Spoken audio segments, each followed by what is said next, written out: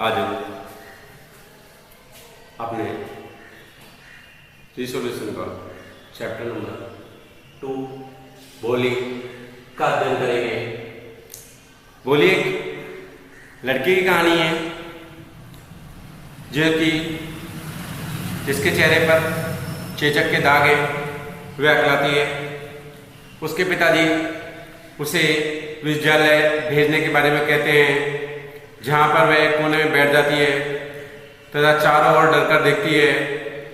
आगे आने वाले वर्षों में भोली बहुत कुछ सीखती है, उसका आत्मविश्वास लौटता है और वह अपने कदमों पर खड़े होने के बाद अपने जो गुरु होते हैं उनकी परिकल्पना को साकार करती है। यह आपके पाठ के राइटर हैं के अब्बास की, ख्वाजा अहमद अब्बास की कहानी है। मैं पेज नंबर 12 पर सबसे पहले स्टार्ट कर रहा हूँ।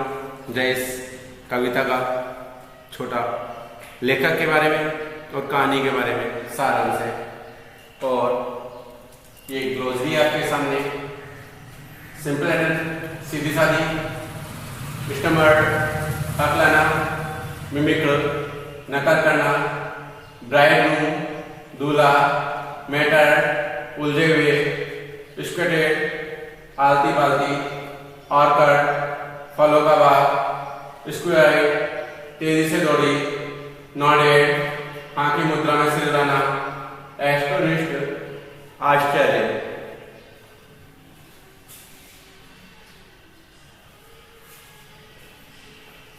आगे अब about the author page number 12 पर Khwaja Ahmad Abbas 1940-1987 the famous Indian writer, प्रसिद्ध भारतीय लेखक जिनका जन्म 1914 में हुआ और 1987 में वे अपने जीवन की समाप्ति के दौर में रहे। प्रसिद्ध भारतीय लेखक, उपन्यासकार, पत्रकार और जाने पहचाने फिल्मों के लेखक थे।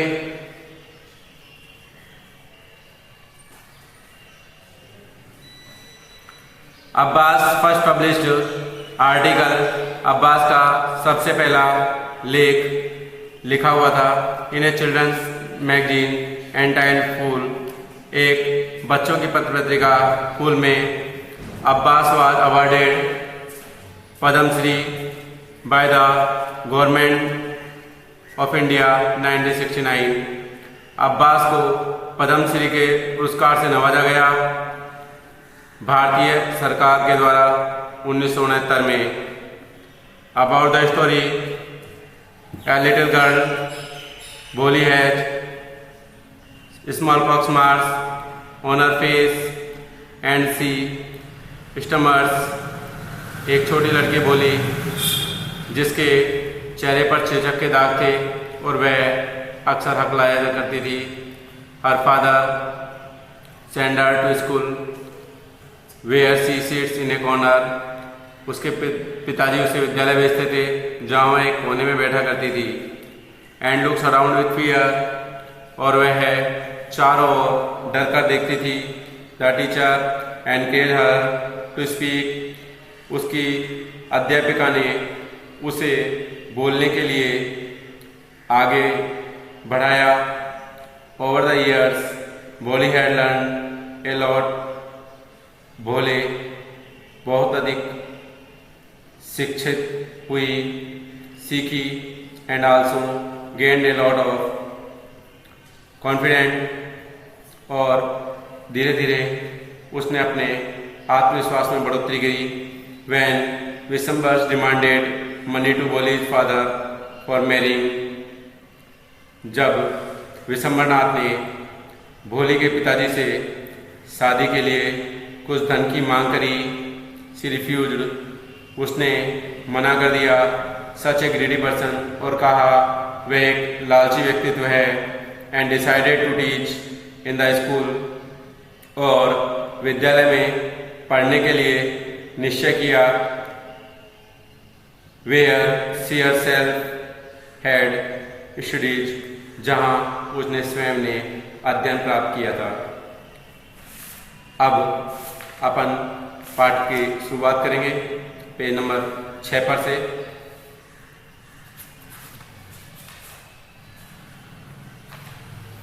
Her name was Suleika, but since her childhood, everyone had been calling her Boli a simpleton. Page number 6 पर बोली शुरू की लाइन है। सभी उसे सुलेखा के नाम से पुकारते थे, लेकिन चूंकि बचपन में ही वह एक सीधी सादी की तरह व्यवहार करती थी, अतः उसे सभी सीधी सादी गाय के नाम से भी जानते थे। She was the fourth daughter of Numberdar Ramlal, वह नंबरदार रामलाल की चौथी बेटी थी। When she was 10 months old, जब वह 10 माह की थी, she had fallen off the cot of her C O T cot कॉटनी चारपाई। सीओटी कोट कॉटनी चारपाई, वह सिर के बल चारपाई से गिर पड़ी थी। And perhaps it had damaged some part of her brain, इसलिए शायद ऐसा लगता था कि उसके सिर के किसी एक भाग में चोट लगी है। That was why she remained a backward child, इसलिए शायद वह मानसिक रूप से पिछड़ी हुई बच्ची के रूप में रही। And came to be known as Boli, और वह भोली के नाम से जाने जाने लगी, अर्थात सिंपलेटन, सीधी सादी। A but that child was very fair and pretty, जब बच्ची का जन्म हुआ बड़ी सुंदर और सुंदर दिखती थी। But when she was 2 years old, जब वह 2 वर्ष की थी, she had attack of small pox,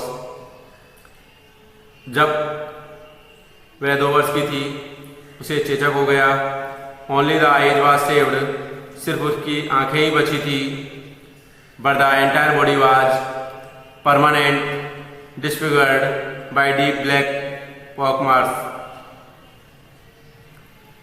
पूरा उसका शरीर चेचक के गहरे काले निशानों से हमेशा के लिए कुरूप हो चुका था। डिस्प्लेड यानी कुरूप होना, DISFIGURED, डिस्प्लेड यानी कुरूप होना। Little Sulekha could not speak till she was 5, छोटी सुलेखा जब वह 5 वर्ष की थी तब तक स्पष्ट नहीं बोल सकती थी। When at last she learned to speak, जब वह अंत में बोलना सीखी। She stammered, वह हकला जाती थी। The other children often made of her and mimicked her, अक्सर बच्चे उसकी हंसी उड़ाया करते थे और उसकी नकल उतारा करते थे। As a result, she talked very little, इसका यह परिणाम रहा कि वह बहुत ही कम बोलने लगी। रामलाल हैड 7 children, रामलाल 7 बच्चे रखता था। 3 sons and 4 daughters, 3 पुत्र और 4 पुत्रियां। The youngest of was Bholi, उनमें सबसे छोटी भोली थी। It was a prosperous farmer's household, यह एक समृद्ध किसान के यहाँ जन्म लिया था। And there was plenty to eat and drink, जहाँ प्रचुर मात्रा में खाने पीने के लिए उसके पास था। All the children expect भोली was healthy and strong, भोली के अलावा उसके सभी बच्चे स्वस्थ और मजबूत थे। The sons had been seen the city to study in school and later in colleges, वहाँ सभी पुत्रों को शहर गांव में अध्ययन कराने के बाद महाविद्यालय के लिए अध्ययन के लिए शहर भेजा गया था। Of the daughters Radha the eldest, पुत्रियों में सबसे बड़ी राधा ऑलरेडी बीन मैरिड, जिसकी पहले से ही शादी कर दी गई थी। The second daughter of Mangala married had also been, द्वितीय पुत्री मंगला उसकी भी शादी की जा चुकी थी। When that was done Ramlal would think of third, अब रामलाल को अपनी तीसरी पुत्री के बारे में चिंता थी, Champa. They were good looking healthy girls, वह बहुत ही अच्छी और सुंदर लड़की दिखती थी। It was not difficult to find bride grooms of them, यह उसके लिए दूल्हे के रूप में दिखने के लिए कोई बड़ी बात नहीं थी।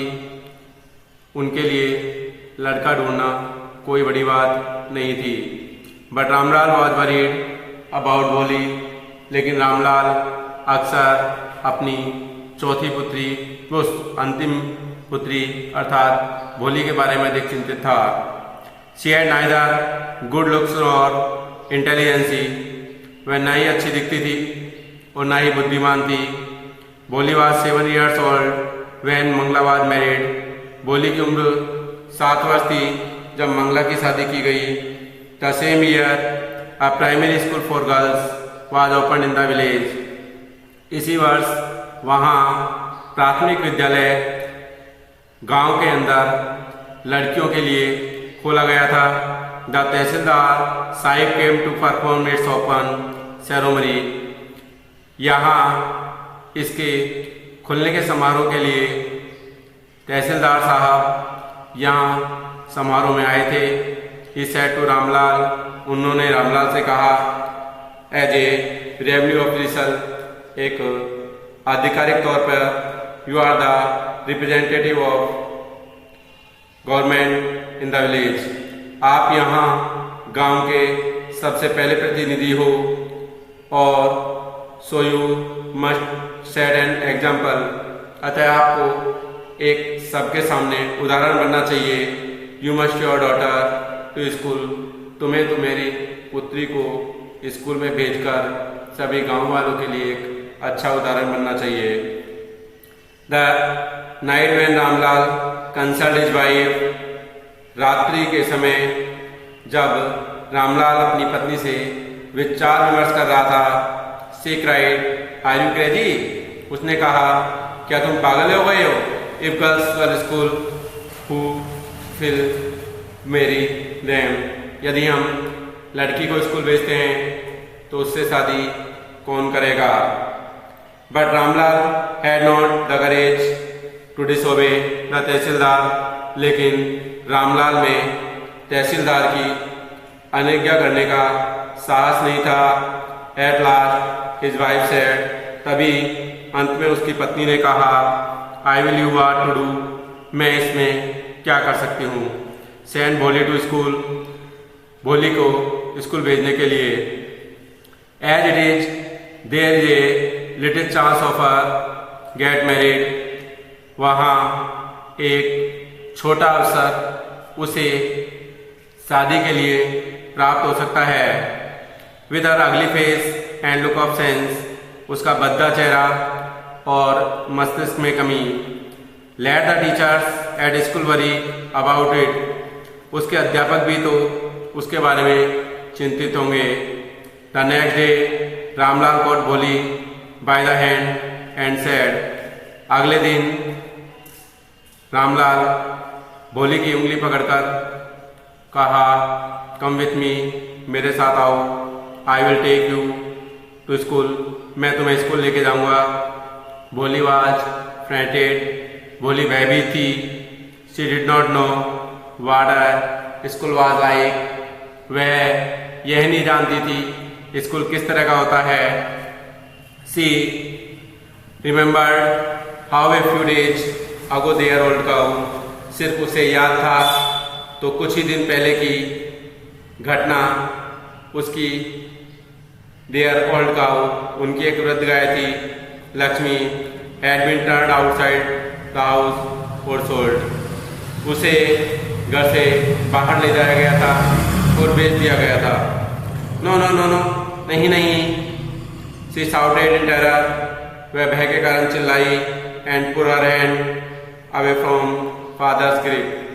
ग्रिप यानी पकड़, और पिताजी की उंगली की पकड़ से उसने अपनी उंगली को खींचने की कोशिश की। आगे है page number 7। What's the matter with you फो साउटेड रामलाल। रामलाल चिल्लाया, क्या मामला है, क्या तुम मूर्ख हो?